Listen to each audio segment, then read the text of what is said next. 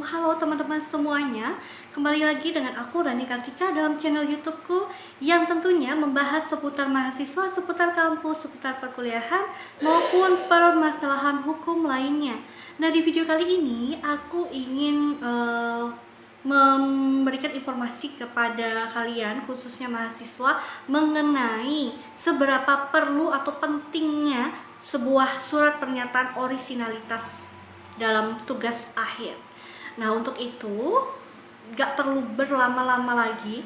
Tapi sebelumnya, bagi kalian yang belum mampir di channelku ini, aku ucapkan terima kasih ya karena sudah mampir. Jangan lupa klik tombol subscribe, lalu kemudian like, komen, dan share jika dirasa ini bermanfaat. Mari kita bahas. Teman-teman mahasiswa, khususnya yang saat ini sedang menempuh penyelesaian tugas akhir, nah, kalian pasti tahu bahwa nantinya kalian itu harus menandatangani dan menyatakan di dalam tugas akhir kalian terkait dengan orisinalitas karya tulis yang sedang kalian selesaikan. Jadi surat pernyataan orisinalitas tugas akhir. Nah, apa sih perlunya kita harus menandatangani di atas materai gitu ya, surat pernyataan orisinalitas itu? Apa sih isi dari surat pernyataan orisinalitas? Nah, jadi aku mau kasih tahu ke kalian. Isi dari surat pernyataan orisinalitas itu menyatakan bahwasanya memang kalian itu pemilik sah dari tugas akhir tersebut. Kalian itu karyanya adalah murni merupakan karya kalian sendiri, ya, tanpa adanya unsur plagiasi karya tulis. Oke, loh Kak, benar nggak nih karya kami kan di dalamnya juga ada kutipan gitu kan ya? Ya, sepanjang kutipan itu disebutkan sumbernya, dicantumkan sumber referensinya, entah itu kalian peroleh dari literatur, buku gitu ya, peraturan, dokumen-dokumen penting lainnya, atau hasil wawancara atau hasil kutipan dari internet, sepanjang disebutkan dan tidak melebihi dari sekitar 40% kutipan gitu ya untuk keseluruhan dari bab 1 sampai bab 1 sampai bab 4 atau bab 5. Nah, itu tidak dianggap sebagai sebuah plagiasi karya tulis. Oke, paham di sini ya.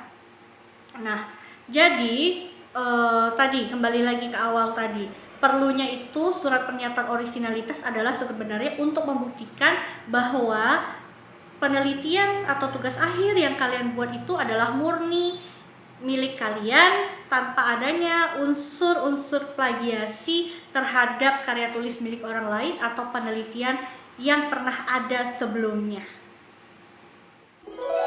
Loh, selama ini nggak ngeh loh kalau misalnya sepenting itukah surat pernyataan orisinalitas tersebut gitu ya. Biasanya kan mahasiswa tinggal tanda tangan aja di atas materai ya, terus tinggal ngisi nama sama NIM-nya aja dengan judul penelitian tugas akhirnya. Padahal sepenting itu loh dari pernyataan orisinalitas. Kenapa sih mahasiswa nganggap sepele? Ya karena surat pernyataan orisinalitas itu draftnya sudah disediakan oleh pihak akademik, mahasiswa tinggal mengunduhnya saja, lalu kemudian ngasih nama, NIM, dan tadi judul, tanpa membaca atau menelaah lebih lanjut, lebih dalam apa yang tertuang di dalam surat pernyataan orisinalitas tersebut. Nah, sekarang karena aku udah kasih tahu, kalian jangan anggap sepele. Itu merupakan apa? Dengan menandatangani surat pernyataan orisinalitas tugas akhir, kalian berarti telah menyatakan bahwa memang benar, dan kalian harus membuktikan bahwa memang benar tidak ada sama sekali unsur plagiasi, tidak ada kemiripan baik secara substansi dengan tugas akhir milik orang lain yang telah lebih dulu terbit gitu ya, telah lebih dulu ada. Gimana caranya untuk kami membuktikan bahwa memang karya kami ini tidak plagiat, karya kami tidak sama kok dengan karya yang sudah ada sebelumnya? Nah, biasanya di beberapa kampus gitu ya, kebijakannya bagi mahasiswa yang sedang menempuh tugas akhir, entah di awal ketika proposal ataupun nanti sudah selesai seminar proposal gitu ya, biasanya dosen pembimbing atau dosen penguji merekomendasikan untuk ditambahkannya orisinalitas penelitian. Nah, orisinalitas penelitian itu kalau biasanya itu masuk dalam bab 1 nih. Ketika kalian sudah mencantumkan metode penulisan tugas akhir, lalu kerangka skripsi atau kerangka tesis, lalu ditambahkan satu lagi subbab namanya orisinalitas karya penelitian.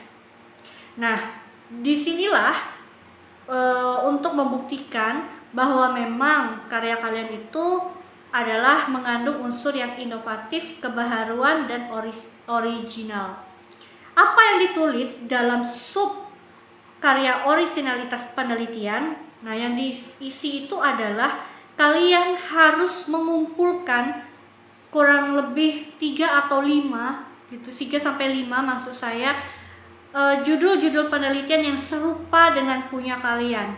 Entah itu skripsi, entah itu tesis yang kalian temukan, atau disertasi sekalipun, atau mungkin jurnal atau artikel ilmiah.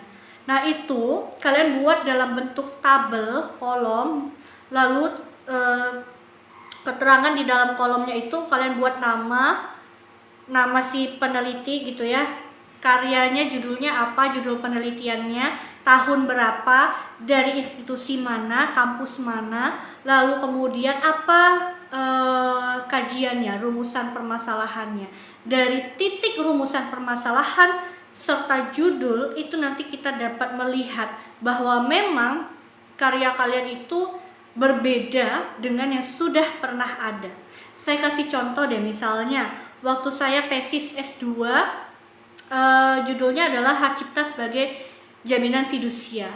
Lalu kemudian untuk membuktikan bahwa ini adalah berbeda dengan penelitian-penelitian yang telah ada sebelumnya, maka saya mencantumkan di dalam sub orisinalitas karya penelitian saya tersebut adalah penelitian-penelitian terdahulu. Ya, oh ada juga nih yang meneliti tentang hak cipta sebagai jaminan fidusia, tetapi dari segi judulnya, karena sudah saya cantumkan namanya siapa, tahun berapa, judulnya apa, seperti itu ya, dan juga terlihat di rumusan masalahnya yang berbeda. Oh ada yang kajiannya dari perspektif apa misalnya gitu. Kalau saya adalah perspektif undang-undang hak cipta dan kaitannya dengan notaris, akta otentik yang dibuat notaris. Nah, rata-rata orang belum banyak nih yang ngangkat kaitannya hak cipta sebagai jaminan fidusia dengan notaris. Itu menjadi unsur pembeda suatu karya yang saya miliki, tulisan yang saya miliki, sehingga terpenuhilah unsur bahwa tulisan saya ini memang orisinil, memang orisinalitasnya terpenuhi. Gitu ya teman-teman.